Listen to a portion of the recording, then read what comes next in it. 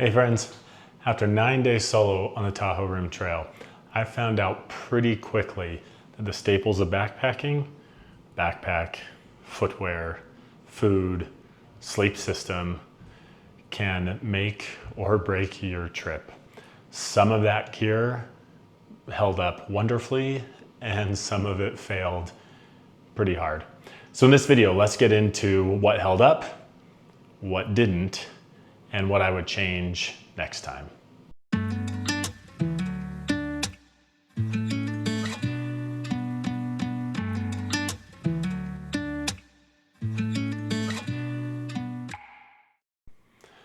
Friends, welcome back to the channel. Coming at you live from the office. Really not live, but recording from the office again versus out on the trail. I hope you all had a great summer. I hope your adventures went really well. Hey, today I want to talk through a couple of things that worked and didn't work and lessons that I learned on my thru hike solo of the Tahoe Rim Trail. And the first major win for me gear-wise was a late addition to my gear list. If you watched my video of my gear list, you'll see this did not make that list at the time. It was a late addition. But the win, the Durston Gear Kakawa 40 backpack, a solid win for gear. This thing carried everything I needed to carry and performed exceptionally. It was very comfortable. Those load lifters are amazing. Even with 4 liters of water and 3.5 days of food, the heaviest my pack could be, this thing just performed phenomenally and I really loved it. I love the 40-liter size as well. That's perfect for me and for kind of my base weight and the amount of gear that I use. So absolutely wonderful. 2 thumbs up. I will do a review on this later once I get some more miles on it, but great piece of gear initially. Obviously, if you saw that video, you know that the backpack I planned to bring was not this one, but was the Evolve Supply Co. Ranger. And I don't even have that anymore. I sent that back to Evolved Supply Co. But the problem with that pack just had to do with the sizing of it. That sizing does not fit my kind of broader shoulders or thicker, through the chest area. It was just too small. I took it on a shakedown hike of about 35 miles and I was wrecked. My shoulders were just toast. It did not work out very well for me whatsoever. So before I could even go on the trip, I dropped that. So for me, that piece of gear did not work. It didn't even make it on the trip with me. Okay, next 2 items are actually both wins and they both are in kind of the sleeping category. So if sleep's a bit of a challenge for you, here's a couple of good things that have helped me out. First, the Zpacks Altaplex tent. I have about 30 nights on this tent between the TRT, the JMT, and then a couple little trips that I've done by myself or with some friends and family. It is a phenomenal tent. It is lightweight. It fits really well. Person my size, I'm a little over 6 foot tall. It's great. Plenty of room inside of it and does a really great job even in kind of windy weather if you set it up correctly. And then the next piece, we kind of talked about this one in the gear review video for the TRT. I wasn't sure what I was going to do. I love my Enlightened Equipment Enigma quilts and I decided to choose the 40-degree quilt over the 20-degree quilt, and that ended up being a great choice. This is a fantastic quilt. The 40-degree worked perfectly given those conditions. Late June, early July, even up in the mountains, it was just perfect. I did not overheat. I was plenty warm. I'm a little bit of a warm sleeper, but the 40-degree Enlightened Equipment Enigma, 2 thumbs up, worked really well. Really grateful I brought that over the 20-degree quilt, which I know I would have overheated in. Okay, next piece of gear. By far the biggest failure of gear for me on the TRT. And if you watched my vlog series, you probably know exactly what I'm talking about. And that is the Topo Athletic Mountain Racer 3s. These just did not work for me. And I know footwear is very individualistic and they may work great for others, but for whatever reason, these did not work at all. And by day 2, I'd already had 2 blisters on the same foot. By day 3, I had the same 2 blisters on my other foot. And thank goodness I was able on day 4 to get into Tahoe City and do a lot of kind of foot rehab. But those did not work well for me whatsoever. So next up is my food and drink systems. And there was a win here and a pretty hard fail here. So for the win would kind of be how I supplemented water throughout the day with electrolytes, caffeine, and greens. This worked out very, very well for me. So usually in the morning, I would mix 2 electrolyte packs, whether it was these liquid IVs or Element.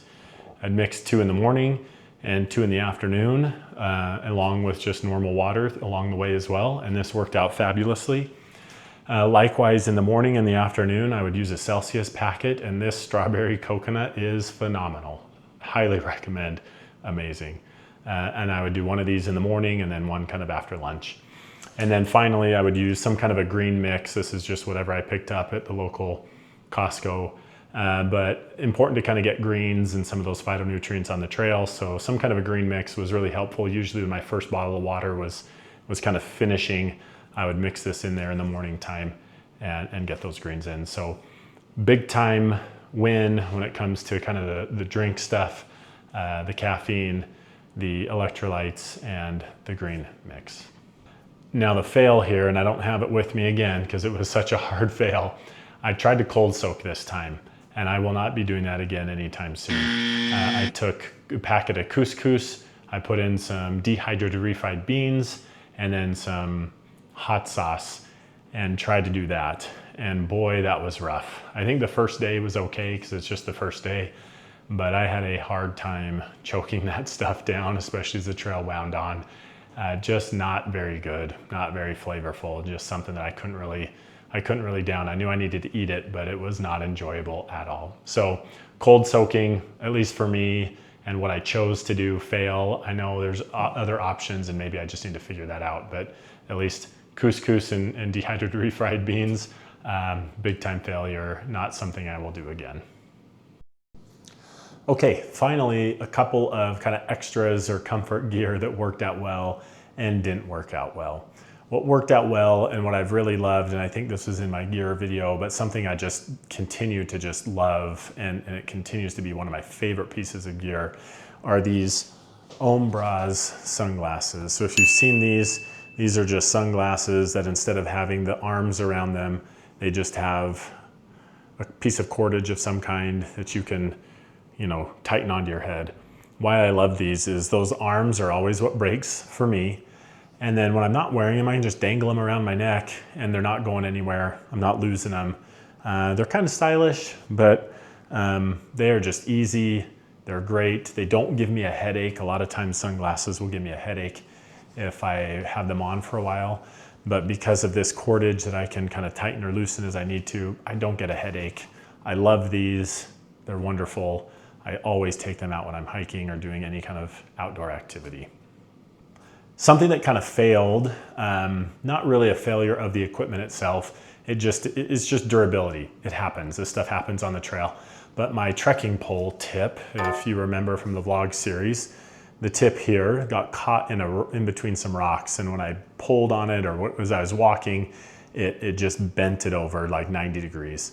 And for about 3 days it stayed on until I think the last day or day before last, it broke off completely.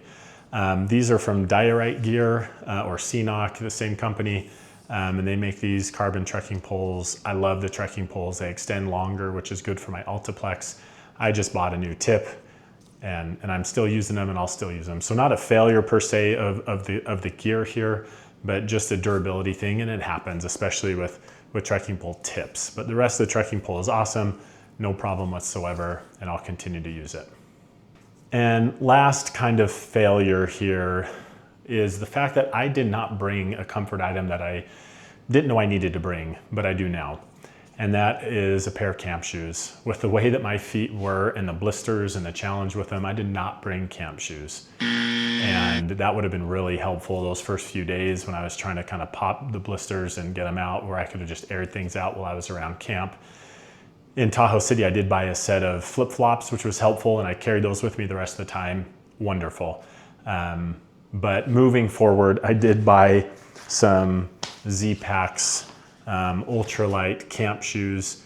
These things are pretty small. I have not used them yet, but I'm excited to get out and test, these because I think this will really help, especially if feet are challenged or you've got blisters. Having a light pair of shoes that you can just kind of wear around camp that aren't going to get crazy. You're not trying to hike in them or anything, but just around camp to let your feet air out and dry out. So failure on my part for not bringing something or for seeing that could be an issue, but that won't be an issue moving forward. Okay, so look, in summary, the winners of this trip were absolutely the Kakawa 40 backpack, thank you Durston, the Altaplex tent, which I probably should do a full review on that now with the amount of nights I have on it, the 40-degree Enlightened Equipment Enigma quilt, and kind of that drink mix plan, whatever you want to call that, worked really, really well. Things that were not good, obviously the Topo Athletic Mountain Racer 3 shoes for me did not work out well at all. The cold soaking did not work out well, and I probably won't be doing that again anytime soon. And not bringing kind of that comfort item of camp shoes, which I have already rectified and will change that moving forward. So if I were to do the TRT again, of course I'd keep the winners, and with the losers or the things that failed, I will make changes there, and in some cases I already have. So for you, what is one piece of gear that you regret bringing on trail? I'd love to hear about it. Comment below. I'd love to know if it's one of the same things that I kind of failed with here, or if you've got something else. But comment below. I'd love to hear what that piece of gear is that was kind of a failure for you on a trip or a recent trip. So friends, hey, if you're planning to hike the Tahoe Rim Trail or any other thru hike, subscribe below for more trail tested tips, and they'll be coming. If you haven't seen my daily vlogs or my Tahoe Rim Trail documentary, please go ahead and check that out here, and you will see how this gear worked and didn't work on the Tahoe Rim Trail. Thanks for all you do. Thanks for stopping by, my friends, and we will catch you all in the next one. Peace.